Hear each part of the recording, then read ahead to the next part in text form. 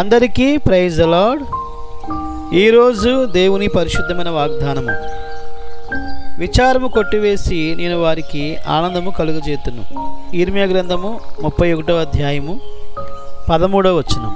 ప్రార్థన చేసుకుందాం. మా పరిశుద్ధులైన మా పరమ తండ్రి, మరొకసారి మీకు వందనాలు స్తుతులను చెల్లించుకుంటా ఉన్నాము. మరొక సమయంలో మీ పాసందులో చేరి విధంగా ప్రార్థించే సమయాన్ని మీరు మాకు దయచేసినందుకే వందనాలు స్తోత్రాలు.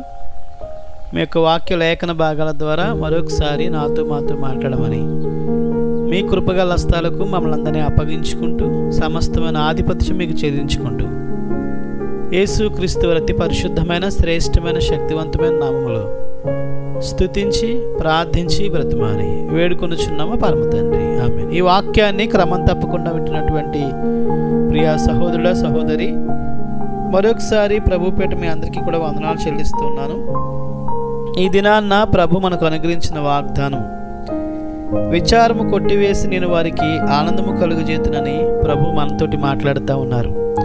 నీ జీవితంలో అనేక విషయాలు బట్టి నీవు విచారం చెందేవాడిగా ఉంటున్నావా? నీకున్నటువంటి రుణబాధలు బట్టి అవ్వచ్చు, నీ కుటుంబంలో ఉన్న సభ్యులకి అనారోగ్య పరిస్థితులు బట్టి అవ్వచ్చు, నీ బిడ్డల రక్షణ నిమిత్తం అవ్వచ్చు, నీ భవిష్యత్తులో నీకున్నటువంటి పరిస్థితులు బట్టి నీవు ఆలోచించి విచారణ చెందేవాడిగా ఉంటున్నావా? అయితే ప్రభువు ఈరోజు నీతో మాట్లాడుతూ ఉన్నారు.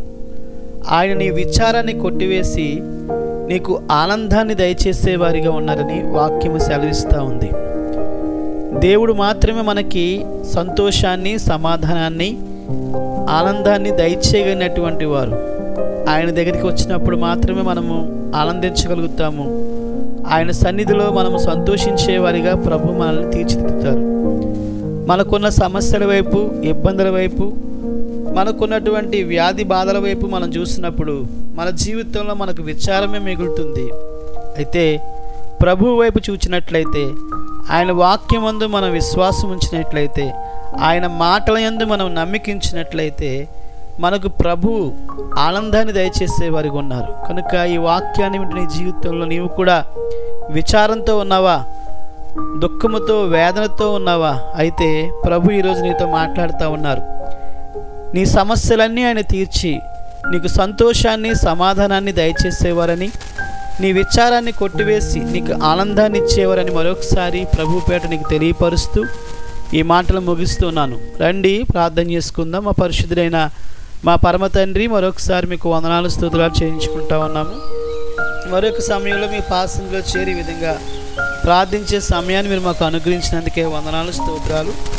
విచారమును కొట్టివేసి నేను వారికి సంతోషమును, ఆనందమును కలుగజేస్తాను. ఈరోజు మాతో మాట్లాడేందుకే వందనాలు స్తోత్రం. ఎవరి జీవితంలో అయితే విచారము, దుఃఖము, వేదన ఉన్నాయో తండ్రి దేవా, మీ నామములో దూరపరిచి వారికి సంతోషాన్ని, ఆనందాన్ని దయచేయమని మీ పాదాలు పట్టుకుని బ్రతిమాలుకుంటా ఉన్నాను తండ్రి. మీకు అసాధ్యమైనటువంటి కార్యం ఈ లోకంలో ఏది లేదు కనుక వారి జీవితంలో మీ గొప్ప కార్యం మీరు జరిగించి మీ నామానికి మహిమ తెచ్చుకుమని, ఈ వాక్యాన్ని వింటున్న ప్రతి కుటుంబాన్ని పేరు పైన దీవించి ఆశీర్వదించి మీ నామానికి మహిమ తెచ్చుకునమని యేసు నామమును స్తుతించి ప్రార్థించి బ్రతిమాలి వేడుకొనుచున్నాము పరమ తండ్రి, ఆమేన్. మన పరమ తండ్రి అయిన దేవుని ప్రేమ, కుమారుడైన యేసుక్రీస్తు కృప, పరిశుద్ధాత్మ యొక్క అన్యోన్య సహవాసము కూడి ఉన్న మనకును సకల పరిశుద్ధులకును సదాకాలము తోడై నడిపించును గాక, ఆమేన్.